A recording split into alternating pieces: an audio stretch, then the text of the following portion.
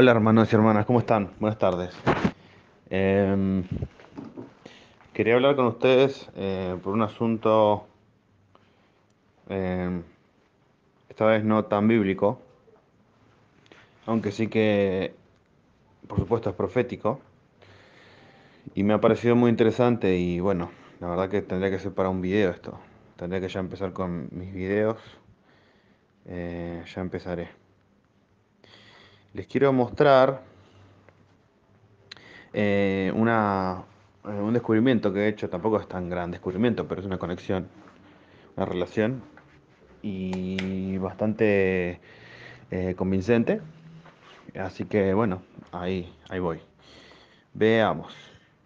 Vivimos en tiempos en el cual, o en los cuales,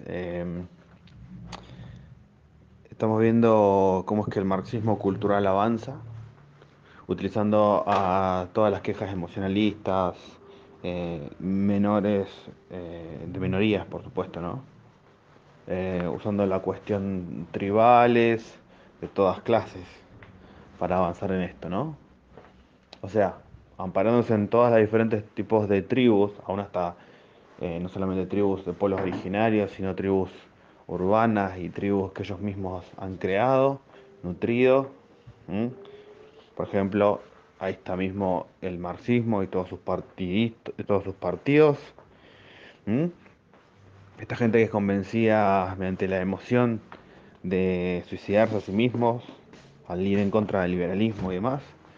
Y bueno, tantos otros grupos, ¿no? Como las personas que tienen problemas sexuales, que son problemas, ¿m? Problemas psicológicos, de trauma del pasado que han hecho que ellos sean de esa forma y ellos lo han fomentado cada vez más y lo han usado políticamente como es la causa del colectivo LGBT, etcétera, ¿no? Y bueno, y tantos otros más. Por ejemplo, el tema de las mujeres también, eh, el aborto y demás. Tenemos muchos, ¿no? Muchos diferentes supuestos tipos de causas. Bien, marxismo cultural, vamos a decirle para avanzar en ello. Bien, por supuesto sabemos los aportes de- sabemos la conexión que hay entre, por ejemplo, Marx y la Primera Internacional, y sabemos que la Primera Internacional fue puramente masónica. La masonería puso al poder, o sea, le dio toda la infraestructura necesaria, la logística, a la Primera Internacional para generarse, lo sabemos. ¿M? Balín Fernández habla de ello, si no se puede buscar en la internet y aparece. ¿M? Pero esa información está presente, sabemos eso. Sabemos que Bakunin y el resto de marxistas, perdón, de los que después van a ser el anarquismo también. Entonces, bueno, ahí estaba metido Marx. No tenemos pruebas de que él era masón, pero sí tenemos pruebas que se metió en una organización controlada por la masonería, como era la Primera Internacional, entonces ahí tenemos la conexión. ¿Bien? Si alguien pregunta, ya saber. Esto saber. Bien. Eh, Sabemos también este evento, hablando ya de marxismo cultural esta vez, sabemos también la conexión que hay entre una defensa que hizo, o sea, sí, Antonio Gramsci y la masonería, hay una conexión. En la defensa que él hace en el Parlamento italiano cuando Benito Mussolini, puesto al poder por los jesuitas, Pietro Tacchi Venturi lo pone al poder y lo que hace es beneficiar en todos los jesuitas. Una de las primeras cosas que va a hacer es un proyecto de ley que después se aprueba eh, para la prohibición de las sociedades secretas, ¿no? Y siendo que la principal obediencia en Italia para aquel entonces era la del Gran Oriente, de la masonería, sabemos a quien más le perjudicaba realmente, ¿no? Y sabiendo también que el Gran Oriente de la masonería tuvo mucho que ver en la conformación de la primera República Italiana, es producto de ella la unificación italiana, perdón.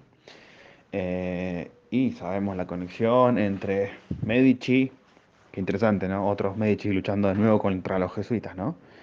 Eh, También los Saboya, ¿m? Y hasta el mismo Mazzini, Garibaldi ahí detrás, ¿no? Bien. con el Gran Oriente. Entonces, bueno, eh, Mussolini hace esto, ¿no? ¿Y quién salta a defenderlo? ¿Quién salta a defender a las sociedades secretas y demás? Antonio Gramsci. Nunca antes habló en el Parlamento y este momento que habló, los defendió a los gritos, hizo un escándalo, atacando directamente a Mussolini y demás, ¿no? Mussolini le responde, etcétera. Hay una conexión entre la masonería y todo esto del marxismo, tanto sea jesuítico como no. O sea, los jesuitas de Gran Oriente lo vemos, Bakunin, Marx, Mussolini, Gramsci, vemos ahí como los jesuitas se han peleado esto de controlar el pueblo. Bien, y lo han hecho a través del marxismo. Pero bueno, quería comentarles otra cuestión, no solamente sobre esta cuestión de Gramsci, porque es importante también ver esta cuestión de Gramsci, porque Gramsci es quien va a avanzar de lo que Marx hizo, ¿m? Que está bastante obvio el avance que hizo, igual tampoco es un avance muy bien, muy inteligente, ¿no? Muy bien presentado, o sea, de forma científica, está de forma más bien periodística presentada, porque tenía todo el sentido de hacer esto, propaganda ya al momento. Lo de Marx después antes intentan acomodarlo un poco más, pero en última instancia también es pura propaganda. Científicamente, lo que Gramsci presenta y científicamente lo que Marx presenta no tiene peso científico, ¿ok? Porque bueno, de la sociología podrá parecer interesante y demás, pero toda vez que el marxismo se basa en la teoría del valor trabajo y esta teoría del valor trabajo ya está refutada económicamente, entonces ya todo el edificio se cae, porque la principal columna de todo el edificio, la teoría del valor trabajo, es falsa, no es correcta desde el punto de vista de la ciencia económica. Es mentira, no funciona en una economía productiva. Quizás funcione en una economía estática, pero las economías de ninguna forma son así, ya ha sido demostrado. Toda economía, aún intentando dejarla lo más quieta posible, como el comunismo, toda economía humana es productiva. Así que no sirve, no tiene valor, no tiene sustento. Pero bien, fuera de todo esto, y fuera de aquello que Marx presenta, esto de la estructura y la superestructura, muy interesante también para analizarlo, de aquellos que entendemos que hay jerarquías, sociedades secretas y demás en el poder del mundo, lo que va a decir Gramsci es esto también, lo de la superestructura, ¿no? La superestructura es el pensamiento de la estructura. O sea, los que están en la superestructura, los que están arriba, son los que controlan el pensamiento y así programan a los de abajo, la estructura y la infraestructura, ¿no? Esto ya lo decía Marx, pero lo que hace Gramsci es avanzar en ello, ¿no? Y traer esto del marxismo cultural.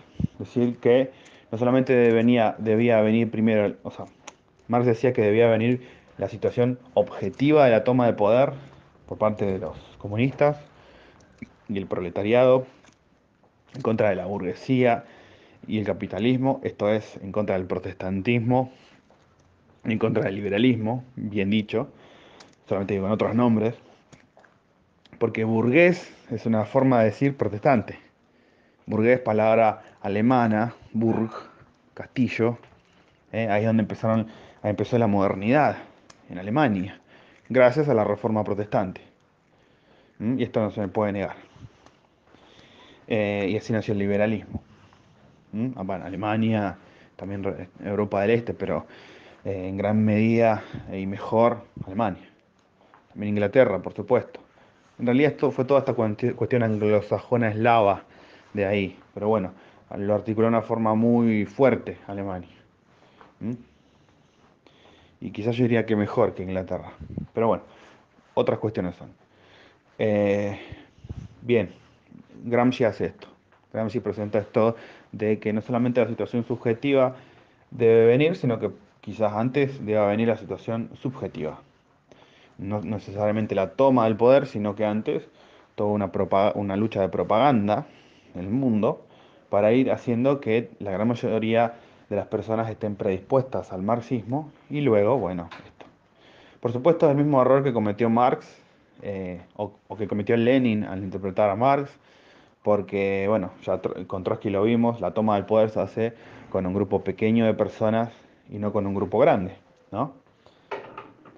Lo sabemos, el golpe de Estado tiene que ser hecho por ingenieros y militares y atacar en lugares clave, como se hace el clásico golpe de Estado, ¿no?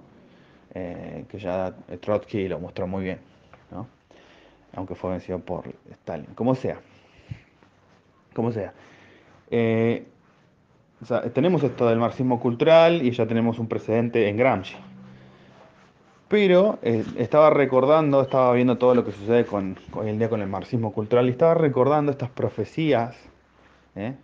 Aunque ya también tenemos las profecías bíblicas, en la cual se dice que en el tiempo del fin los hombres será como, esto todo será como Sodoma y Gomorra, lo sabemos, eh, y sabemos cómo serán los humanos en el tiempo del fin, sin cariño natural, sin amor del bien, pensando más en el placer que en Dios, no sujetos a ningún acuerdo, bueno, y etcétera, sigue, ¿no? Las personas, ¿no? Lo tenemos en bueno, hasta la misma música hoy en día me muestra esto, ¿no? El trap, por ejemplo, y este sentido triste y casi subhumano y también superhumano de ser, ¿no? La posverdad lo tenemos, ¿bien? Pero no solamente en estas profecías bíblicas, que por supuesto tienen mucho valor, sino que estaba pensando en esto de las profecías de las cartas de Pike a Mazzini. ¿Mm? Y esto también hay que hablar. Si lo buscan en internet van a encontrar, está en inglés, pero bueno, un artículo de Terry Melanson, que yo no sé de seguirlo mucho porque, bien, no me fascina mucho su interpretación de las cosas, pero en cuanto a investigación sí que es bastante correcto. Desde el punto de vista de la ciencia histórica es bastante más correcto. Entonces, bueno, estaba investigándolo y bueno, es de él. Y hay un artículo que él pone, que también otros han hecho eco, pero él lo ha hecho de una forma muy completa, muestra cómo es que las cartas, las famosas de hecho, e infames, cartas de, así llamadas, cartas de Pike a Mazzini, no fueron realmente escritas por ellos. Bien, y esto lo dice alguien que lo ha investigado, ¿ok? Investigarlo y van a verlo, ¿ok? Bien, esto no significa que no haya sucedido, que no esté sucediendo, ¿ok? Yo todavía no lo he chequeado completamente. Acá tengo la obra Le Diable au Cycle, bueno, no sé cómo se pronuncia en francés, pero la obra de Leo Taxil, que habla del tema, ¿no? El Diablo en el siglo XIX. Y bueno, lo tengo íntegro, pero son más de 2000 hojas, páginas. Pero bueno, habrá que buscarlo en todo ello. Pero bueno, vamos a creer que existe algo de verdad, por lo menos que las palabras escritas son ciertas, hay que chequearlos igual. Pero bueno, lo que hace Terry Melanson es muy interesante. Él lo que demuestra es que realmente no hay sustento desde el punto de vista de la historiografía para decir que fueron escritas por Pike y Mazzini. O sea, no hay forma ni de conectarlos cercanamente. Y es interesante analizar luego quiénes estaban detrás de estas cartas de Pike y Mazzini. La primera vez que aparecen, ¿dónde aparecen? En la obra de Leo Taxil, aquí, El Diablo en el siglo XIX. Según dicen, hay que chequearlo. Pero bueno, ¿qué sucede? Leo Taxil era un tipo muy parecido a Leo Sagami hoy en día, que vivía de esto, vivía de hablar de las sociedades secretas y demás, como hoy en día hay muchos en internet, no sé si los ubican. Y bueno, ya en aquella época, esto no pasa sin que antes suceda esta guerra propagandística que hubo, periodística que hubo, estos escándalos que había, literarios de aquella época, de las sociedades secretas. En el 1800, o casualmente cuando el Gran Oriente empieza a atacar a los jesuitas, se desata una guerra periodística en Europa y también en el resto del mundo, en la cual los jesuitas y el Gran Oriente se atacaban directamente entre sí, se denunciaban entre sí, ¿no? Eh, ya para aquellas épocas. Y bueno, era un escándalo, todavía se pueden encontrar obras de ellas, por supuesto, y bueno, hay mucho realmente. Hoy en día la cosa se ha olvidado un poco porque ha pasado muchos años, la humanidad no tiene conciencia de su historia, no quiere tener conciencia de su historia, entonces esto se olvida, por supuesto, y ellos, los que lo hacen, lo saben muy bien, y bueno, eh, en eso se confían. Pero lo cierto es que se habló de estas cuestiones y posterior a todos estos escándalos surge el tema de Leo Taxil. Aparece Leo Taxil y lo primero que hace es atacar a los jesuitas. Leo Taxil empezó a hablar y empezó a hablar en contra del clericalismo, ¿no? Esto es lo que el Gran Oriente había empezado a hacer ya en su época. Atacaba el clericalismo y demás y hizo muchas obras periodísticas en base a ello. Y los jesuitas lo que hacían era defenderse diciendo que había una logia masónica llamada el del Gran Oriente y cómo era, ¿no? Empezó a denunciarlo públicamente. Que igual se tenía un poco de conciencia de lo que era el Gran Oriente por todo el tema de los Illuminatis, no sé si los recordamos, ¿no?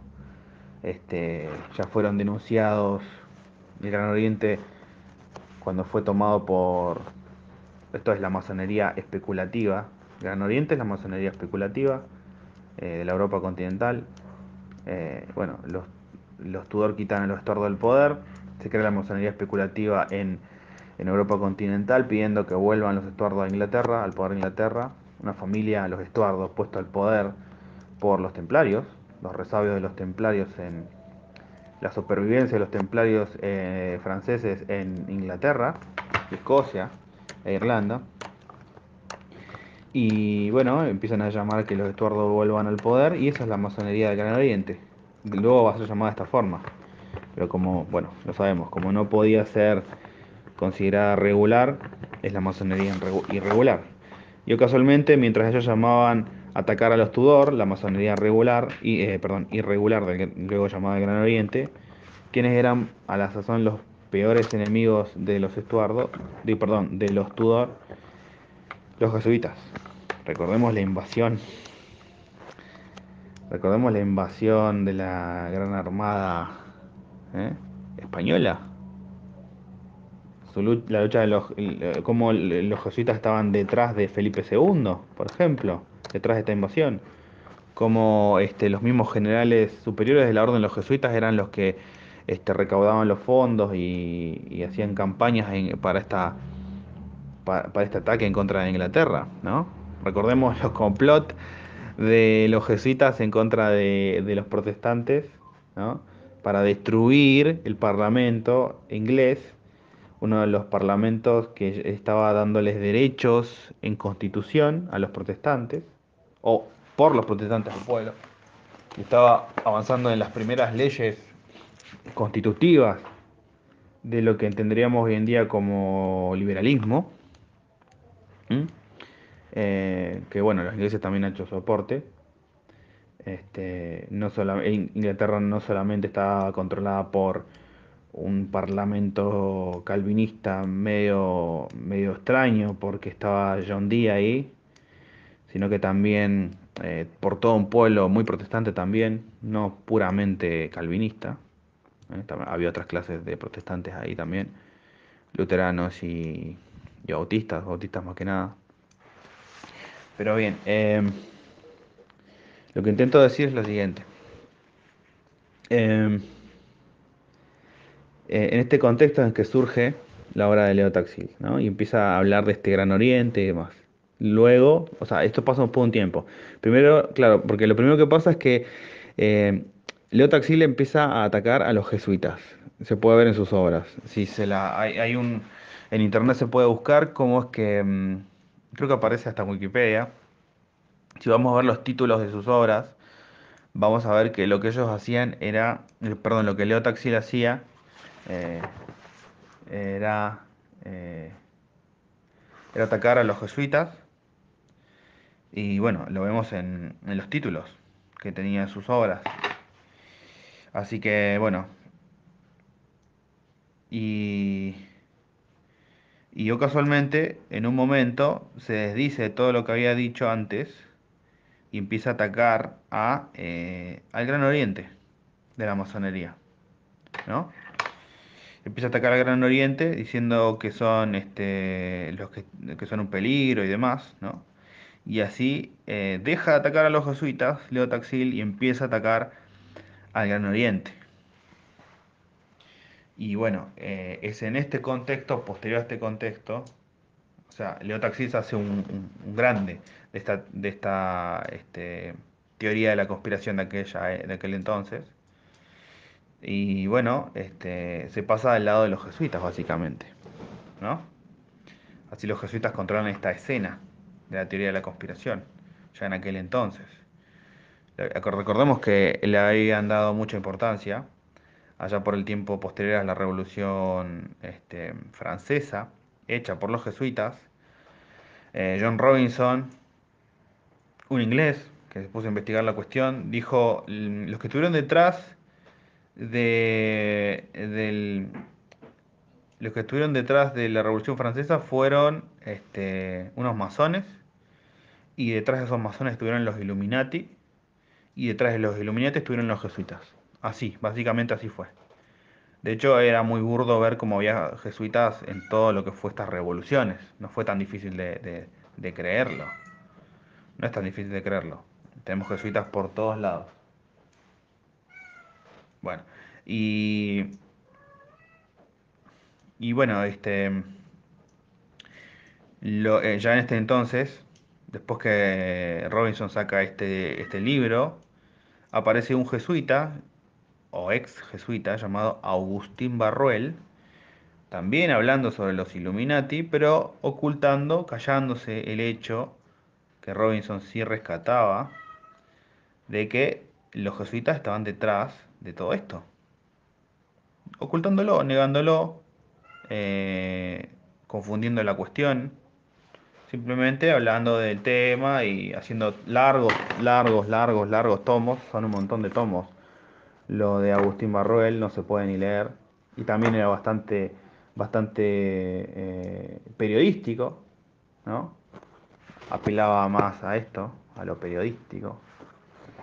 Y bueno, que la obra de Robinson, que era una obra media, un solo libro. A diferencia de creo que los 4 o 5 tomos de Agustín Barruel sobre los Illuminati. Por supuesto, siempre de nuevo ocultando. Entonces los jesuitas le dieron mucha importancia a esto de controlar qué es lo que se decía, cuál era la conclusión última detrás de todo esto, detrás de toda esta teoría de la conspiración. Ya por aquel entonces, ya fines de 1700, ya en el 1800, y bueno, ahora en el 2000 también lo vemos. Bien, es en este contexto que surgen las cartas de Paika Mazzini, ¿no? Traídas por Leo Taxil. Obviamente, una fuente jesuítica, anti-Gran Oriente. Y va a hablar dos exponentes grandes de lo que se podría llamar también Gran Oriente, de esta paramasonería, esta masonería irregular, diferente de la masonería inglesa eh, en aquel entonces. Eh, los va a exponer, va a hablar en contra del Gran Oriente. Se puede ver cómo es que una y otra vez en las obras de Leo Taxil se habla en contra del Gran Oriente, exponiendo sus reuniones y quiénes son sus miembros y dónde se reúnen. Y bueno, y después especulando muchísimo, inventando un montón de cosas, Leo Taxil por supuesto, apelando al morbo y así. Pero aquí surgen las cartas. Y bueno, sabemos que Pike y Mazzini tuvieron conexión con el Gran Oriente, lo sabemos. ¿Eh? Está bastante mostrado eso. El Mazzini más, pero Pike también. Bien. Em, Aquí estaba leyendo, perdón por esto tan largo, pero yo creo que amerita hablarlo de forma científica realmente, no de forma, no sé, eh, menor, es un tema importante. Pero bueno, estaba viendo estas cartas de Paika Mazzini, que escritas por Leo Taxil, Y es muy interesante lo que dice también en cuestiones de profecía. De nuevo, esto hay que analizarlo nuevamente porque no sabemos si es textual. Bien, pero es interesante lo que dice de la Tercera Guerra Mundial. Dice, y voy a leer esto y tengan en mente lo que hoy entendemos como marxismo cultural, ¿eh? El aborto, la causa LGBT, etcétera, la ley sexual que se acerca a la pedofilia, que de hecho es pedófila, y bueno, y todavía más. En mente tengan esto mientras yo voy leyendo la última parte de esto, de estas supuestas cartas, hechas por los jesuitas. ¿M?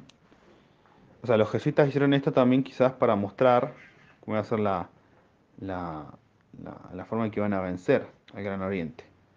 Pero bueno, al final eh, dice, desataremos a los nihilistas, o sea, a los que no le importa nada, desataremos a los nihilistas y a los ateístas, y provocaremos un cataclismo social formidable,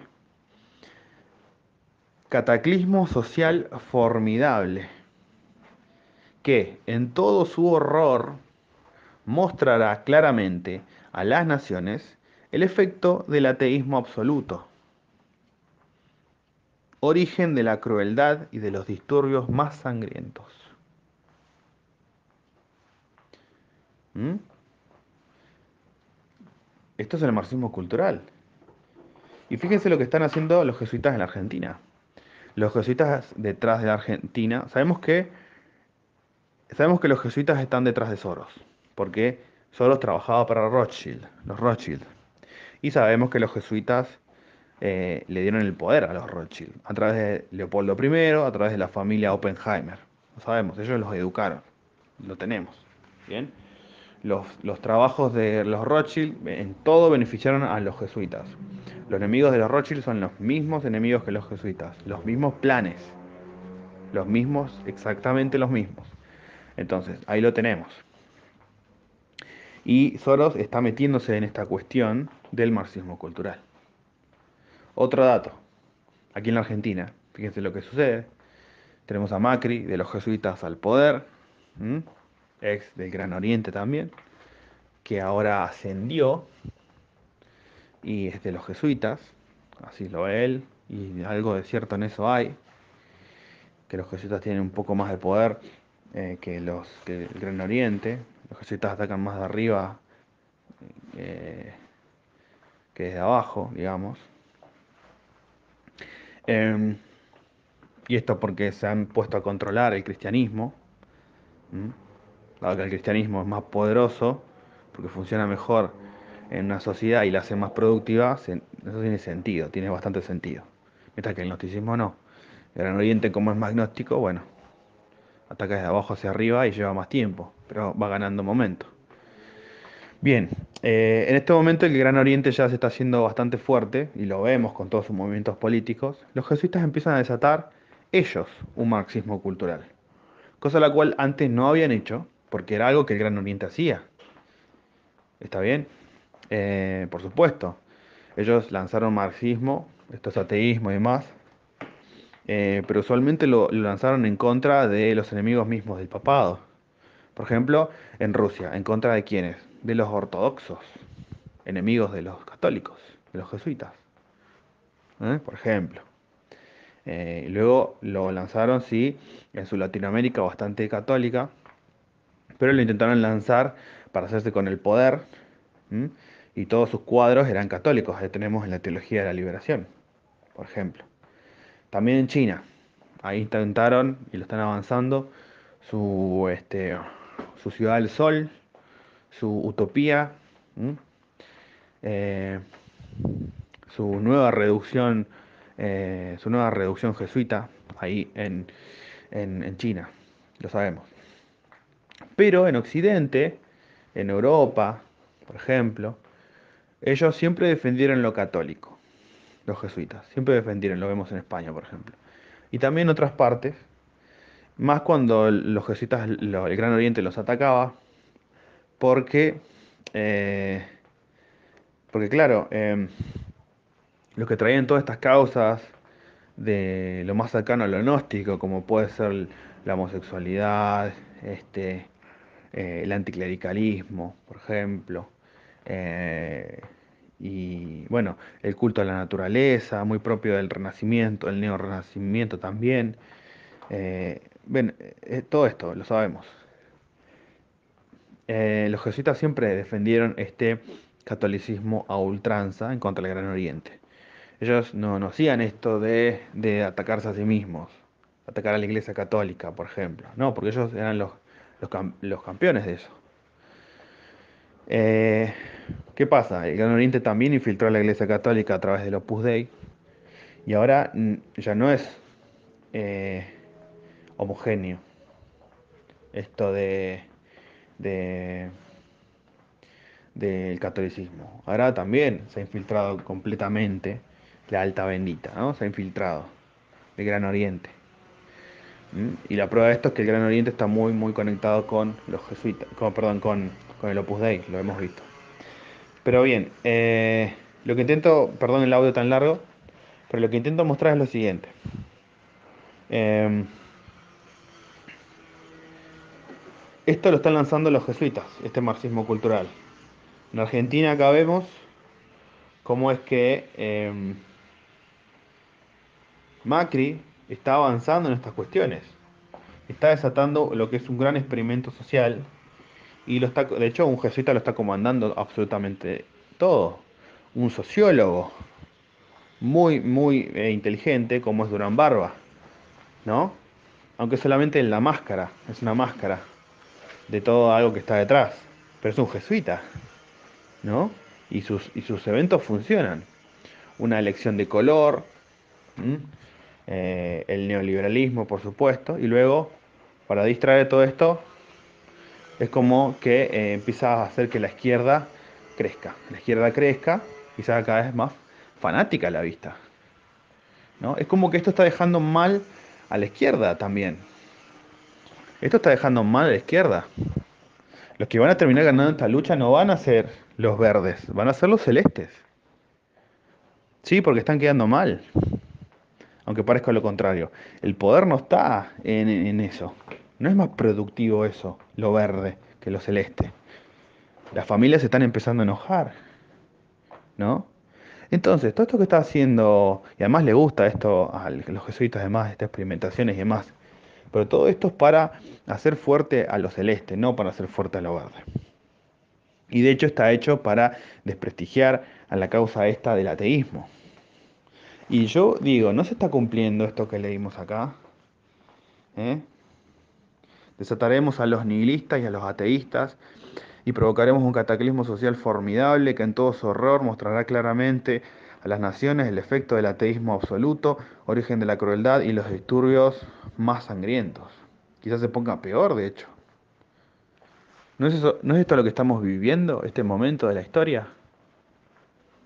Todo apunta a que sí. Y recordemos cómo termina.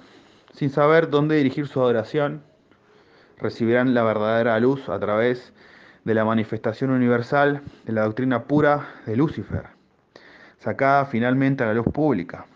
Esta manifestación resultará a partir del movimiento reaccionario general que seguirá la destrucción de la cristiandad y el ateísmo, ambos conquistados y exterminados al mismo tiempo.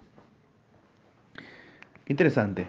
Pareciera ser que los jesuitas están haciendo esto, están avanzando con la destrucción, la deconstrucción de su cristianismo que ellos controlaban. ¿M? ¿M? Porque de hecho eso está sucediendo, porque vemos que, bueno, está avanzando esto, ellos sabían que iba a avanzar esto, que en un momento ellos iban a tener menos poder y que se iba a lanzar todas estas causas anticatólicas, porque se puede ver cómo ha ido creciendo a través del tiempo la causa del Gran Oriente, el poder del Gran Oriente y el ataque contra de lo católico, el Gran Oriente, ¿no? Que suplantó al ataque que los protestantes y su liberalismo hacían al catolicismo. Es como que el Gran Oriente tomó a partir de eso, tomó la posta a partir del medio camino de ese anticatolicismo que el protestantismo trajo, ¿m? y lo llevó ya no para el lado constructivo del protestantismo, del cristianismo, sino para el lado destructivo del gnosticismo. Y este gnosticismo fue avanzando y avanzando y avanzando a través de los años, de las décadas, de los siglos, hasta que se ha hecho cada vez más grande porque la causa social es cada vez más grande, porque el pueblo va ganando cada vez más y más poder exponencialmente, geométricamente, desde que nació el gran movimiento de masas, desde que se inauguró el movimiento de masas en la historia a través del cristianismo, que puso en sus rodillas al imperio romano, ¿no? Primero, y después con el protestantismo, un nuevo y mejor cristianismo que el catolicismo, un verdadero cristianismo, porque el catolicismo es creado por los gnósticos. Eh, Así trajo también eh, más derechos, más libertades a través del liberalismo. Y esto no se puede negar, que el protestantismo lo trajo. Y así la causa del pueblo fue haciéndose cada vez más grande, más fuerte, hasta el día de hoy. Nosotros disfrutamos de este liberalismo, malgastamos y menospreciamos todo esto que tenemos, que es gracias a Dios, al Padre. Las libertades que los individuos tienen hoy en día es gracias al cristianismo, al verdadero cristianismo. Bien, entonces los jesuitas sabían que esto iba a seguir avanzando a través del tiempo y que en un momento ellos iban a dejar de existir. Entonces, ¿no será que están ya articulando, ya, cosa que ya preparaban desde el 1800? Ahí lo tenemos, en las cartas de Pike y Mazzini, que son espurias y que fue hecho por este ex, ex antijesuita y después ex y después pro jesuita y después empezó a atacar el Gran Oriente como el Taxil, ¿no? Entonces, aquí veo un patrón de esto. Ellos estarán entonces deconstruyendo su catolicismo, cristianismo, a la vez que estarán lanzando esto. O sea, ¿qué es lo que van a hacer? Van a destruir el cristianismo, uno de sus grandes enemigos, esto es el protestantismo o el cristianismo, mejor dicho.